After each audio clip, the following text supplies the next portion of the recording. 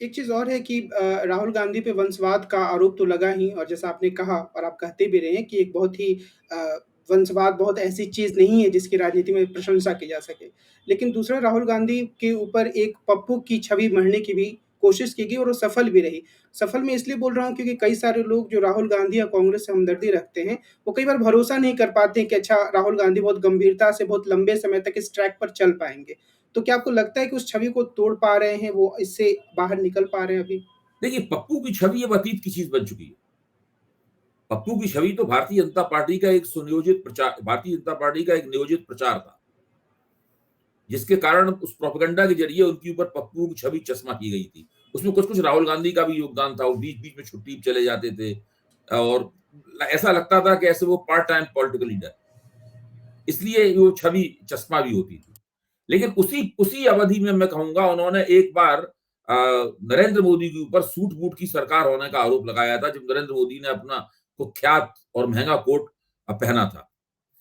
तो उस आरोप से नरेंद्र मोदी हिल गए थे। यहां तक कि राहुल गांधी के उस आरोप की वजह ही नरेंद्र मोदी के दिमाग में आया कि वो अपनी राजनीतिक छवि को दोबारा से देखें, और उन्होंने एक तरह से अपना राजनीतिक पुनराविष्कार किया और गरीबों के नेता के रूप में राष्ट्रीय मंच पर पेश किया। मैं समझता हूं जब अगर राहुल गांधी वो आरोप उस वक्त न लगाते और वो आरोप चिपकता नहीं, लोकप्रिय नहीं होता, तो शायद नरेंद्र मोदी कुछ और दिनों तक और महंगे महंगे सूट पहनते रहते। ये बात मैं मुहावरे के तौर पर कह रहा हूं, जरूर इसको शाब्दिक अर्थों में ना लिया जाए कि वो और भी ज्यादा महंगे सूट पहनते।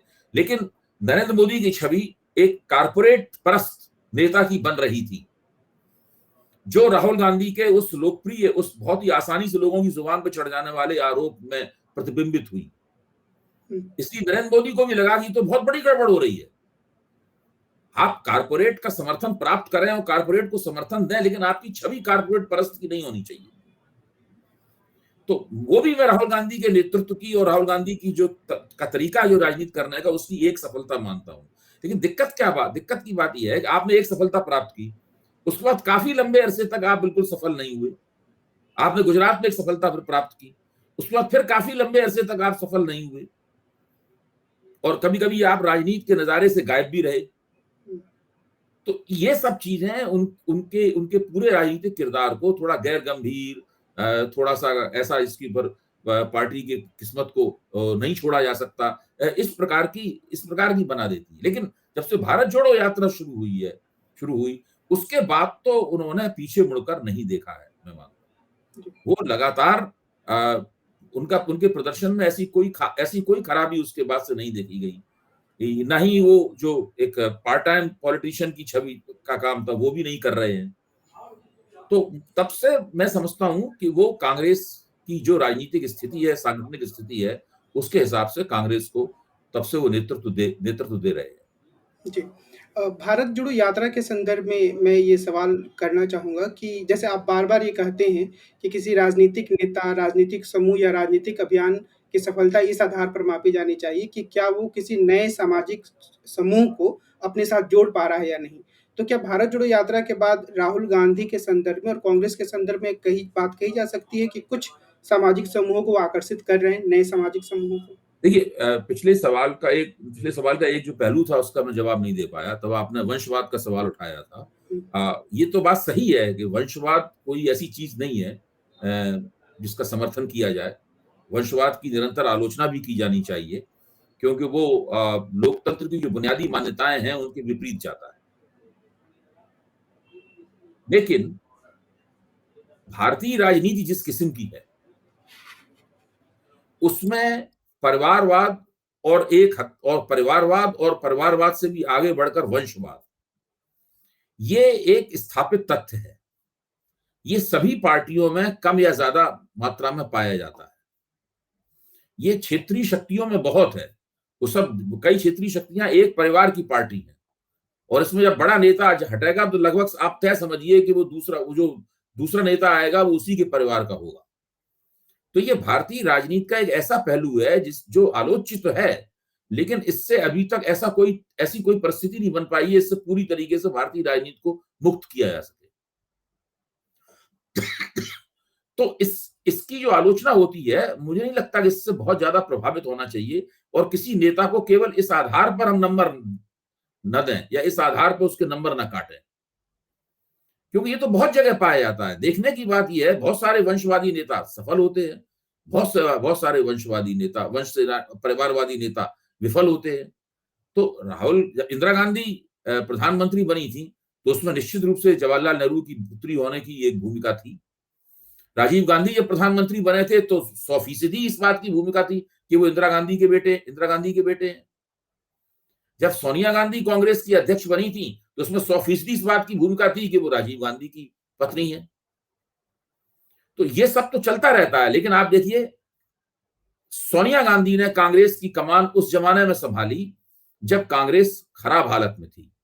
वो कांग्रेस को एकला चलोरी वाली पार्टी के छवि से निकालकर गठजोड़ पार्टी की तरफ लाई और उसकी वजह से कांग्रेस को 10 साल के लिए सत्ता मिली। इसलिए सोनिया गांधी का सम्मान इसलिए है आज, इसलिए नहीं है कि वो राजीव गांधी की पत्नी थी। राहुल गांधी को कांग्रेस की अध्यक्षता इसलिए मिली क्योंकि वो सोनिया गांधी के बेटे थे, इसमें कोई शक की बात नहीं है। लेकिन उन्होंने जो भारत जोड़ो यात्रा की है, या मान लीजिए उनकी वजह से अब भविष्य में कांग्रेस को जो भी सफलताएं मिलेंगी वो उन्हें इसलिए मिलेंगी क्योंकि वो उनके प्रयासों का परिणाम होंगी।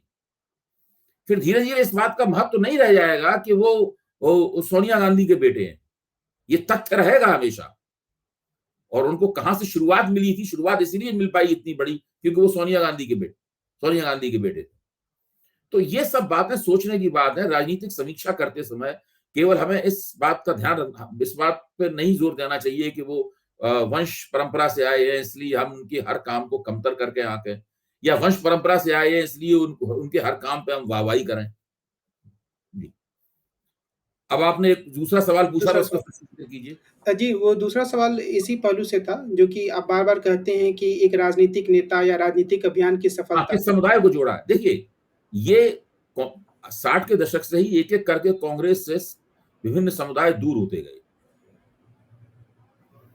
अब जो इमरजेंसी के बाद जो समुदाय दूर होना शुरू हुआ वो मुस्लिम समुदाय था, जो उत्तर भारत का बहुत बड़ा इलाका है जहां संसद की सबसे ज्यादा सीटें आती हैं। वहां पर कांग्रेस मुसलमानों की प्रिय पार्टी नहीं रही। मुसलमान सामाजिक न्याय का दावा करने वाली पार्टियों के साथ जुड़ गए। लेकिन अभी भी दक्षिण भारत में और भी कई इलाकों में, गुजरात में और दूसरी जगहों पर कांग्रेस अभी भी मुसलमानों की प्रिय पार्टी है। मैं भारत जोड़ो यात्रा और राहुल गांधी की सबसे बड़ी सफलता ये मानता हूं कि उन्होंने इस यात्रा के दौरान एक बार फिर से मुस्लिम भारत भर में और खासतौर से उत्तर भारत में मुस्लिम समुदाय को अपनी ओर हमदर्दी और लगाव के साथ देखने का मौका प्रदान किया। मेरा अपना यह आकलन है कि लोकसभा चुनाव में उत्तर भारत के अंदर कांग्रेस मुसलमानों की पसंद बन सकती है, और अगर उत्तर भारत में कांग्रेस मुसलमानों की पसंद बनती है तो वहां फिर सामाजिक न्याय की पार्टियों में खासतौर से अखिलेश यादव की पार्टी को कांग्रेस के साथ में एक गठजोड़ की तरफ या किसी समझदारी की तरफ जाने के लिए मजबूर होना पड़ेगा। बिहार में वो पहले से ही सामाजिक न्याय की पार्टियों के साथ में कांग्रेस अच्छे गठजोड़ में है, और उसकी वजह से बिहार में एक आदर्श गैर भाजपा गठजोड़ बना हुआ है। तो अगर उत्तर प्रदेश में भी इस तरह की कोई समझदारी बनती है तो इससे क्या होगा कि मुसलमान मतदाताओं में बिखराव नहीं होगा। वो एक गैर भाजपा ध्रुव को आसानी से बिना किसी उलझन के उसको समर्थन दे पाएंगे, और उससे कांग्रेस को भी लाभ होगा और जो उससे जुड़ी हुई पार्टियां हैं उससे भी लाभ होगा। तो मैं समझता हूं कि भारत जोड़ो यात्रा और राहुल गांधी की ये एक स्पष्ट चुनावी उपलब्धि है। अब सवाल यह है कि अब उन्होंने कर्नाटक के चुनाव में जातिगत जनगणना का सवाल उठाया। उन्होंने जिसकी इतनी संख्या भारी उसकी उतनी हिस्सेदारी जैसी बात उन्होंने कही, जो एक जमाने में डॉक्टर लोहिया कहा करते थे। तो इससे हम क्या अंदाजा निकालें? क्या उनकी इन बातों से जो पिछड़े वर्ग के वोटर हैं वो कांग्रेस की तरफ आकर्षित होंगे? मुझे इसमें शक है। मैं नहीं मानता हूं कि ये बातें कह देने भर से उत्तर प्रदेश का और बिहार का यादव समाज अपनी वोटिंग प्राथमिकताओं पर पुनर्विचार करते हुए कांग्रेस की तरफ हमदर्दी की निगाह से देखने लगेगा। ऐसा नहीं है। इससे ये भी नहीं लगता है कि जो अति पिछड़ा वर्ग है, वो कहीं कांग्रेस की तरफ आकर्षित होगा।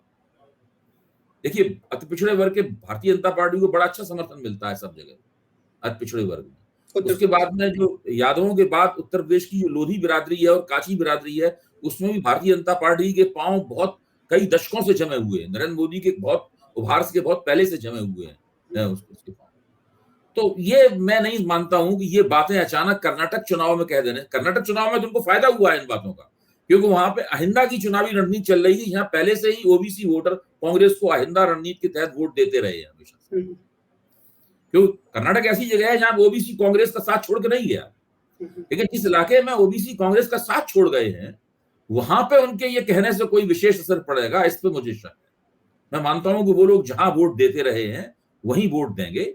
और भारतीय जनता पार्टी से अगर पिछड़े वर्गों का समर्थन कोई छीन सकता है उत्तर प्रदेश में, तो अखिलेश यादव छीन सकते हैं, और वो पिछले विधानसभा चुनाव में छीन के दिखा भी चुके हैं। पिछले विधानसभा चुनाव में जिस तरह से उन्होंने अपना मोर्चा बनाया था, उसमें पिछड़े वर्ग की राजनीति की एकजुटता, भाजपा विरोधी एकजुटता दिखाई पड़ी थी। और इसको भाजपा ने भी स्वीकार किया है कि हमें ओबीसी के इतने वोट नहीं मिले जितने पिछले चुनाव में मिलते थे। तो अगर वहां पर अखिलेश और कांग्रेस कोई तालमेल समझदारी निकाल सकते हैं, तो उससे पिछड़े वर्ग में भी एकता करने की प्रेरणा प्राप्त होगी, क्योंकि मुसलमान वोट उनके साथ होंगे, जैसा कि पिछली बार उनके साथ थे।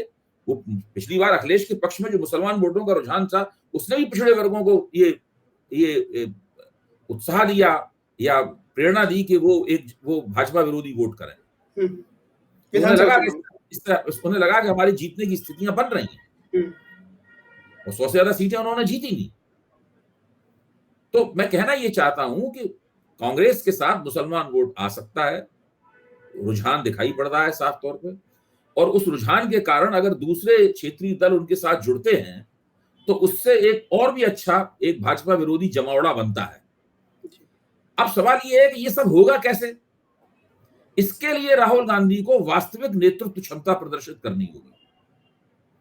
वो वास्तविक नेतृत्व क्षमता क्या है? उन्हें ममता बनर्जी के इस प्रस्ताव पर बहुत गंभीरता से सोचना होगा और एक निर्णयकारी पहलकदमी लेनी होगी कि जिसकी जहां पर दावेदारी हो, जो जहां दमदार हो, वहां उसका समर्थन किया जाए और उसके खिलाफ उम्मीदवार न खड़े किए जाए। ये बात कह के ममता बनर्जी ने गेंद पूरी राहुल गांधी के पाले में फेंक दी है।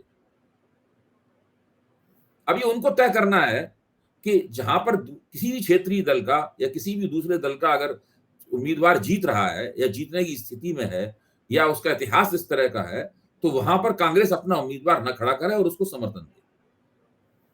अगर कांग्रेस खुद ऐसा करने का संकल्प करेगी, तो दूसरे भी ऐसा करने का संकल्प करेंगे। वो कांग्रेस के प्रभाव क्षेत्रों में कांग्रेस के खिलाफ अपने उम्मीदवार नहीं खड़े करेंगे, फिर तो लेन देन हो जाएगा ना शुरू बिल्कुल इस बात का।